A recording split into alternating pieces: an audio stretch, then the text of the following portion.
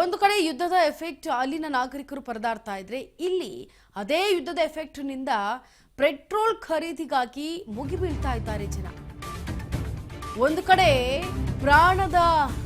ಪ್ರಾಣವನ್ನ ಕೈಯಲ್ಲಿ ಹಿಡಿದುಕೊಂಡು ಒದ್ದಾಡ್ತಾ ಇರುವಂತಹ ನಾಗರಿಕರು, ಈ ಕಡೆ ನೆರೆಹೊರ ರಾಷ್ಟ್ರದಲ್ಲಿ ಭಾರತದಲ್ಲಿ ಜನರು ಪೆಟ್ರೋಲ್ಗಾಗಿ ಮುಗಿಬೀಳ್ತಾ ಇದ್ದಾರೆ. ಯಾದಗಿರಿ ನಗರದ ಹಲವು ಪೆಟ್ರೋಲ್ ಬಂಕ್ಗಳಲ್ಲಿ ಈಗ ಬೈಕ್ಗಳಿಗೆ ಪೆಟ್ರೋಲ್ ತುಂಬಿಸಲು ಮುಗಿಬಿದ್ದಿದ್ದಾರೆ ಜನರು. ಮಧ್ಯಪ್ರಾಚ್ಯ ರಾಷ್ಟ್ರದ ಯುದ್ಧದ ಹಿನ್ನೆಲೆಯಲ್ಲಿ ಪೆಟ್ರೋಲ್ ಕೊರತೆಯ ವದಂತಿ ಆಗಿರೋ ಹಿನ್ನೆಲೆಯಲ್ಲಿ ಈಗ ರಾತ್ರೋರಾತ್ರಿ ಪೆಟ್ರೋಲ್ ಬಂಕ್ಗಳಿಗೆ ಬಂದ್ ಆಗಿದೆ. ಜನ ಆತಂಕ ಪಡ್ತಾ ಇದ್ದಾರೆ. ಪೆಟ್ರೋಲ್ ಕೊರತೆಯ ವದಂತಿಯಿಂದ ಕೈಯಲ್ಲಿ ಖಾಲಿ ಬಾಟಲ್ಗಳನ್ನ ತೆಗೆದುಕೊಂಡು ಬಂದು ಪೆಟ್ರೋಲ್ ಅನ್ನ ತೆಗೆದುಕೊಂಡು ಮನೆಗೆ ತಂದು ಇಟ್ಕೊಳ್ತಾ ಇದ್ದಾರೆ.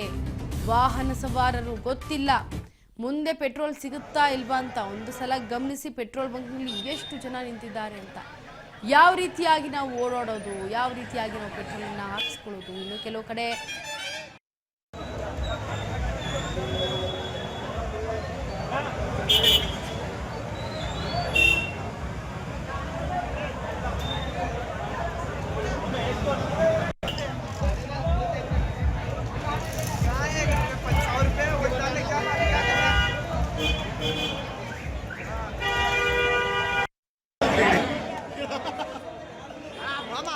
मग इकडे फुल टँक गाडी फुल टँक मार गाडी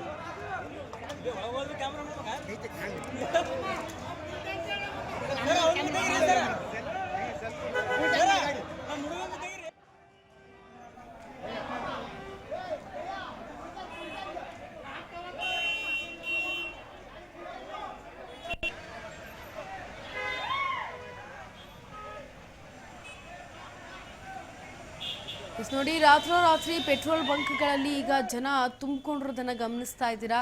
ಪೆಟ್ರೋಲ್ ಸಿಗುತ್ತೋ ಸಿಗಲ್ವೋ ಗೊತ್ತಿಲ್ಲ, ಆದರೆ ಇವಾಗ ಸಿಗ್ತಾ ಇದೆ. ಎಷ್ಟರ ಮಟ್ಟಿಗೆ ಸಿಗುತ್ತೋ ಅಷ್ಟರ ಮಟ್ಟಿಗೆ ನಾವು ಹಾಕ್ಸ್ಕೊಂಡ್ಬಿಟ್ಟು ಒಂದು ವೇಳೆ ಖಾಲಿ ಆಗಿಬಿಟ್ರೆ ನಾವು ಹೇಗೆ ಓಡಾಡೋದು ಅನ್ನೋ ಪರಿಸ್ಥಿತಿ ಜನರದಾಗ್ಬಿಟ್ಟಿದೆ. ಹಾಗಾಗಿ ಪೆಟ್ರೋಲ್ ಬಂಕ್ನಲ್ಲಿ ಎಷ್ಟು ಜನರು ಸೇರಿದ್ದಾರೆ, ಎಷ್ಟು ಜನ ನೆರೆದಿದ್ದಾರೆ ಅನ್ನೋದನ್ನು ಗಮನಿಸ್ತಾ ಇದ್ದೀರಿ.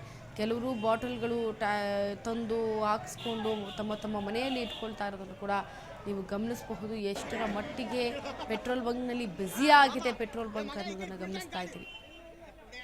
ಪೆಟ್ರೋಲ್ ಸಿಗಲ್ಲ ಇನ್ನು ಮುಂದೆ ಅನ್ನೋ ನಿಟ್ಟಿನಲ್ಲಿ ಜನ ತತ್ತರಿಸಿ ಹೋಗಿದ್ದಾರೆ.